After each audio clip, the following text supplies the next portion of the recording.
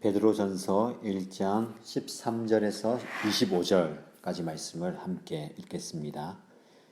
그러므로 여러분은 마음을 단단히 먹고 정신을 차려서 예수 그리스도께서 나타나실 때에 여러분이 받을 은혜를 끝까지 바라고 있으십시오. 순종하는 자녀로서 여러분은 전에 모르고 쫓았던 욕망을 따라 살지 말고 여러분을 불러주신 그 거룩하신 분을 따라 모든 행실을 거룩하게 하십시오. 성경에 기록하기를 내가 거룩하니 너희도 거룩하여라 하였습니다. 그리고 사람을 겉모양으로 판단하지 않으시고 각 사람의 행위대로 심판하시는 분을 여러분이 아버지라고 부르고 있으니 여러분은 나그네의 삶을 사는 동안 두려운 마음으로 살아가십시오. 여러분은 조상으로부터 물려받은 여러분의 헛된 생활 방식에서 해방되었습니다. 여러분도 아시지만 그것은 은이나 금과 같은 썩어질 것으로 된 것이 아니라 흠이 없고 티가 없는 어린 양의 피와 같은 그리스도의 귀한 피로 되었습니다. 하나님께서는 이 그리스도를 세상이 창조되기 전에 미리 아셨고 이 마지막 때에 여러분을 위하여 나타내셨습니다. 여러분은 그리스도로 말미암아 하나님을 믿고 있습니다. 하나님은 그리스도를 죽은 사람 가운데서 살리시고 그에게 영광을 주셨습니다. 그래서 여러분의 믿음과 소망은 하나님을 향해 있습니다. 여러분은 진리에 순종함으로 영혼을 정결하게 하여서 꾸밈없이 서로 사랑하기에 이르렀으니 순결한 마음으로 서로 뜨겁게 사랑하십시오. 여러분은 다시 태어났습니다. 그것은 썩을 씨로 그렇게 된 것이 아니라 썩지 않을 씨, 곧 살아계시고 영원하신 하나님의 말씀으로 그렇게 되었습니다. 모든 육체는 풀과 같고 그 모든 영광은 풀의 꽃과 같다. 풀은 마르고 꽃은 떨어지되 주님의 말씀은 영원히 있다. 이것이 여러분에게 복음으로 전해진 말씀입니다. 아멘. 어제 우리가 살펴보았듯이 베드로전서는 로마의 황제 네로가 기독교에 대한 큰 박해를 앞둔 시점에 사도 바울이 기록한 편지입니다. 베드로전서에서는 마치 곧 있게 될 대박해를 미리 알고 기록했다는 느낌을 받을 수 있는 내용이 있습니다. 우리가 베드로전서를 읽다 보면 고난이라는 단어가 굉장히 많이 나오는 것을 알게 됩니다. 짧은 이 편지 글에 고난이라는 단어가 세번역 성경의 기준으로 17번이나 나옵니다. 왜 이렇게 베드로는 고난이라는 단어를 많이 사용했을까요? 앞으로 있을 기독교 대박해를 염두에 두고 베드로가 의도적으로 서술했기보다는 그 당시 49년에 로마의 황제 글라우디오에 의해서 로마로부터 추방을 당해서 흩어져 살았던 당시 유대인, 즉 디아스포라의 삶의 환경이 평탄하지 않았기 때문이다라고 말할 수 있습니다. 베드로가 이 편지를 쓴 시점이 로마의 그 악한 네로 황제의 기독교 대박해를 앞두었지만 간간히 계속해서 기독교에 대한 박해가 있었고 그 박해를 피해서 많은 믿는 사람들이 각지로 흩어져 살았습니다. 베드로 사도의 표현처럼 흩어진 그 사람들이 나그네와 같은 삶을 살았다라고 표현하지요. 정말로 그들의 삶은 순탄한 삶이 아니었습니다. 로마에서 살던 유대인들이 바다 건너 멀리 오늘날 기준으로 보면 터키 지역에까지 강제로 이주당해서 낯선 땅에 원주민들 속에서 갇혀 있고 그리고 그들 가운데 이방인으로 살아가는 것은 결코 순탄하지 않았겠지요. 그들의 삶은 말 그대로 고난의 삶이었습니다. 이런 상황 속에서 사도 베드로는 그들에게 편지를 쓰면서 위로합니다. 그리고 그들에게 소망을 잃지 말라라고 당부합니다. 베드로 사도는 고난 중에 있는 그리스도인들에게 죽은 자 가운데서 부활하신 예수님으로 말미암아 여러분들은 다시 태어났으며 새로운 존재가 되었습니다. 그렇기 때문에 여러분은 산 소망을 소유한 존재라는 것을 계속해서 이야기해주고 있습니다. 그리고 옛적부터 선지자들이 줄곧 밝혀왔고 천사들도 보고 싶어하는 예수님의 고난 후에 받을 영광이 여러분에게 있음을 기억하라라고 강조합니다. 사도 바울은 이렇게 고난 중에 그리고 각 처에 흩어져서 힘들게 살아가는 성도들에게 여러분들에게도 고난 이후에 받을 영광이 있습니다. 그래서 여러분들은 소망을 잃지 말라라고 위로하고 있습니다. 오늘의 본문을 보시면 사도 베드로는 예수님께서 다시 오실 재림의 때에 여러분에게 주실 은혜를 바라보라라고 권면하고 위로합니다. 13절 하반절 말씀을 보십시오. 예수 그리스도께서 나타나실 때에 여러분이 받을 은혜를 끝까지 바라고 있으십시오. 여러분, 베드로는 주님께서 장차 다시 오실 텐데 그때에 여러분이 받을 은혜를 바라보면서 끝까지 참고 인내하고 견디라라고 말씀합니다. 여기에서 바라고 있으십시오라는 단어는 헬라어 3절에 소망으로 번역된 헬라어의 동사형입니다. 소망한다라는 의미죠. 바란다는 것이 그저 쳐다보고 기다리는 것이 아니라 소망한다. 즉 산 소망이신 예수님을 소망 가운데 바라보라라는 의미입니다. 오늘 본문에는 산 소망이신 예수님을 소망하고 사는 사람들에게 필요한 몇 가지 실천 사항을 말씀해 주고 있습니다. 이 몇 가지를 저와 여러분들이 한번 묵상하고 삶에 적용하길 바랍니다. 첫 번째로 13절 말씀을 보시면 마음을 단단히 먹고 정신을 차리라 라고 말씀합니다. 여러분, 이 표현은 구약의 출애굽기에 나오는 표현입니다. 구약시대 이스라엘 백성들이 이집트를 탈출하면서 그 이집트의 10번째 재앙인 장자의 죽음이 있었습니다. 하나님께서는 이스라엘 백성들에게 죽음을 모면하기 위해서는 어린 양의 피를 문설주와 인방에 바르게 하시고 유월절 어린 양 고기를 급히 먹으라고 말씀하셨습니다. 어린 양의 고기를 먹을 때에는 허리에 띠를 띠고 발에 신을 신고 손에 지팡이를 잡고 급히 먹으라고 말씀하셨습니다. 여기에 나오는 이 모습이 바로 마음을 단단히 먹고 정신을 차리라 라는 삶의 자리입니다. 여러분, 이 말은 긴박한 상황일 때 쓰는 표현입니다. 이스라엘 백성들이 이집트를 탈출하는 그 상황은 긴박하죠. 그래서 자리에 앉아서도 아니고 신을 신고 허리를 띠고 지팡이를 잡고 급히 먹으라. 왜냐하면 그들은 이제 지금까지 종살이했던 노예로 살았던 이집트를 떠나야 했습니다. 떠나서 광야를 지나서 하나님께서 말씀하시고 약속하신 약속의 땅에 가야 했습니다. 그래서 급하게 먹으라. 그리고 지금 당장이라도 그 삶의 자리를 포기하고 버리고 떠날 준비를 하고 먹으라라고 말씀합니다. 여러분, 저와 여러분들이 이런 마음을 가지고 오늘을 살아야 합니다.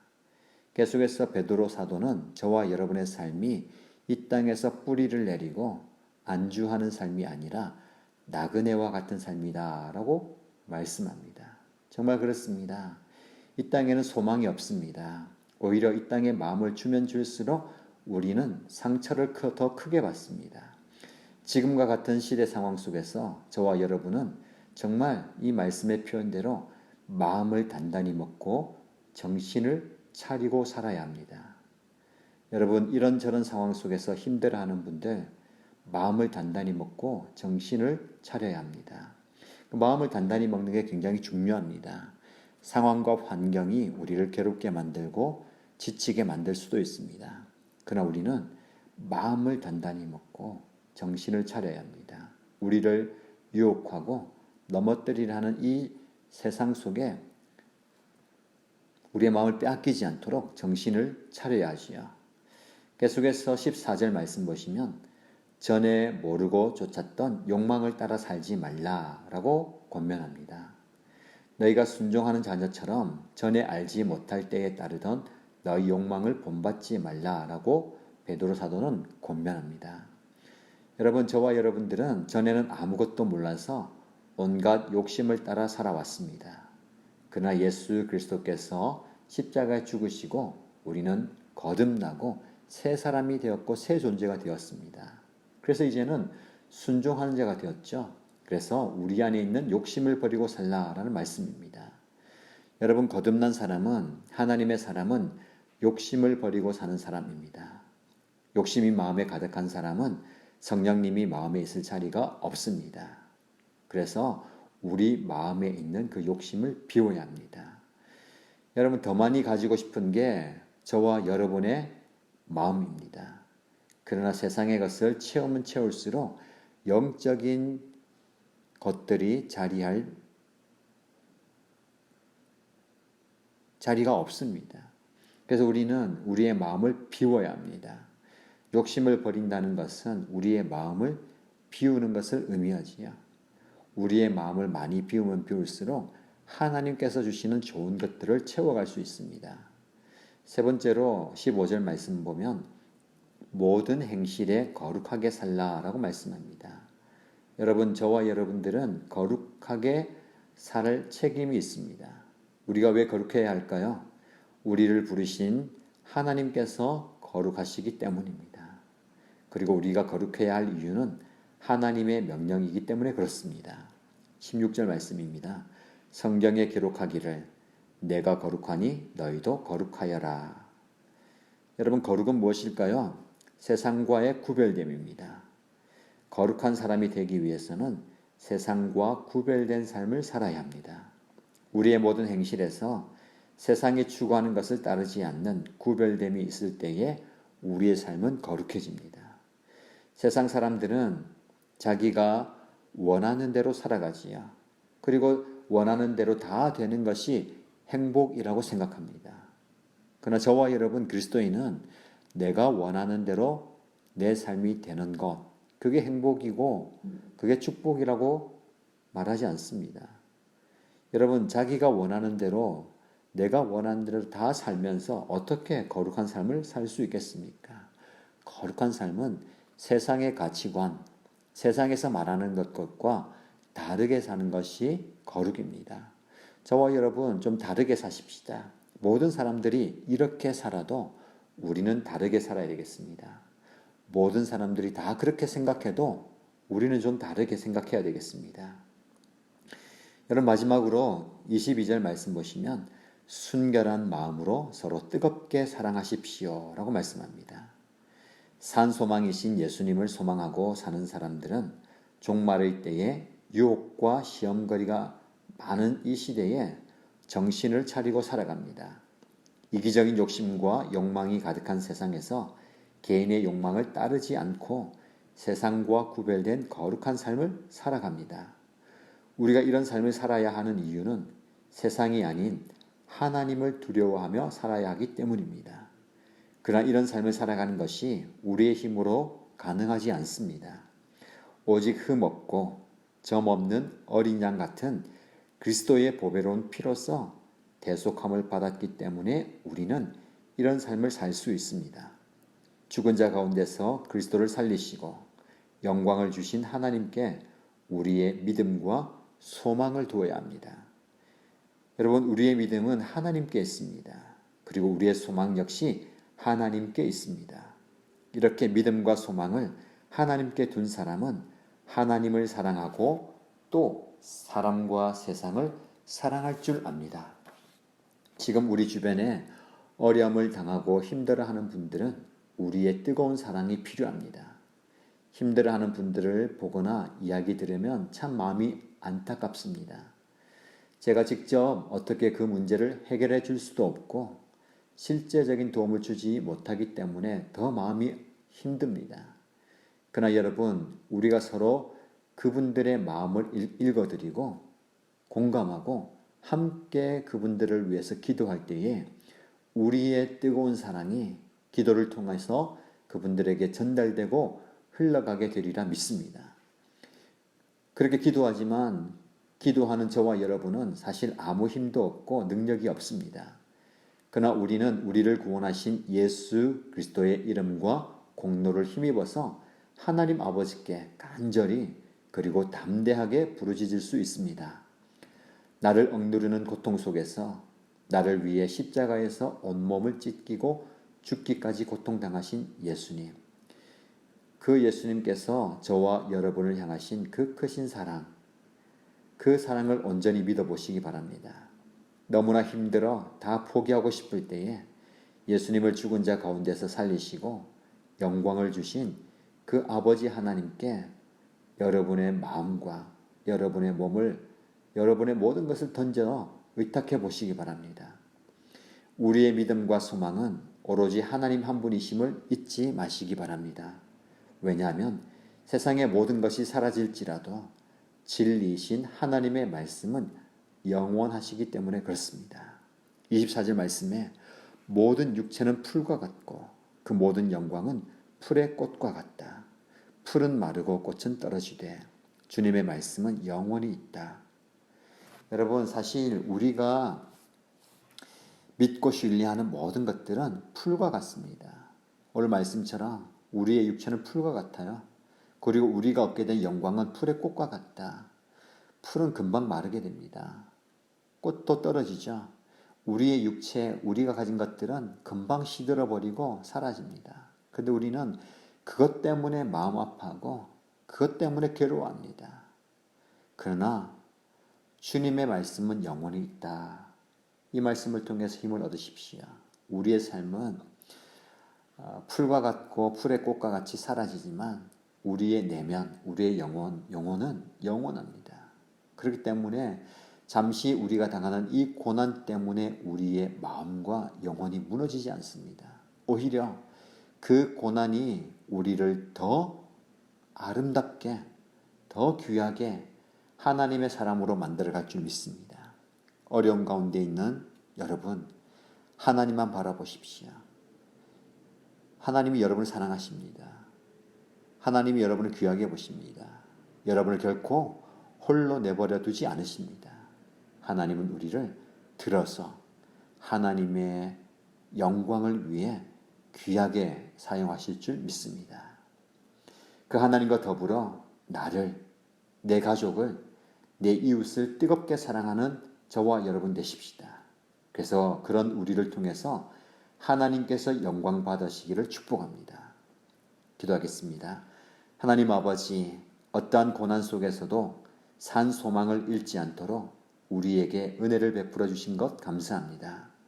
우리를 구원하시기 위해 십자가에서 피를 흘려주신 예수님, 그 큰 사랑을 기억합니다. 그리고 독생자를 죽은 자 가운데서 살리시고 영광을 주신 하나님의 섭리하심과 구원하심을 믿고 감사를 드립니다. 하나님 아버지, 고난과 역경 속에서 힘들어 휘청거릴 때에 우리의 시야를 현재가 아닌 영원하신 주님을 바라볼 수 있도록 인도하여 주옵소서. 주님만을 소망하며 살아가는 우리가 되기를 소원합니다. 언제나 위로부터 오는 은혜를 올려다보며 살아가게 하시고 우리가 거듭난 자로서 산 소망을 가진 자로서 정신을 차리고 옛적의 욕망을 버리고 모든 행실에 거룩한 자로 살아가되 행위대로 심판하시는 하나님을 생각하면서 나그네 인생에서 두려운 마음으로 한 걸음 한 걸음 걸어가는 우리 모두가 되게 하여 주옵소서. 특별히 오늘 이 시간에 아픔과 괴로움의 자리에서 하나님의 도우심을 구하는 우리의 가족들을 위해 기도합니다. 하나님께서 그들의 기도를 들어주시고 그들을 위한 우리의 중보의 기도도 들어주시고 세상에 줄 수 없는 기쁨과 평안을 가득 채워주시고 하나님께서 위로하시고 함께하여 주옵소서. 우리가 우리의 연약함을 서로 나누며 함께 눈물로 기도할 때에 하나님께서 우리를 불쌍히 여겨주시고 은혜를 베푸실 줄 믿습니다. 우리에게 베푸신 그 크신 하나님의 사랑을 기억하고 그 사랑으로 형제와 자매를 사랑하는 우리의 신실한 삶이 되게 하시고 그 삶을 통해서 하나님 홀로 영광 받아 주옵소서. 예수님의 이름으로 기도드립니다. 아멘.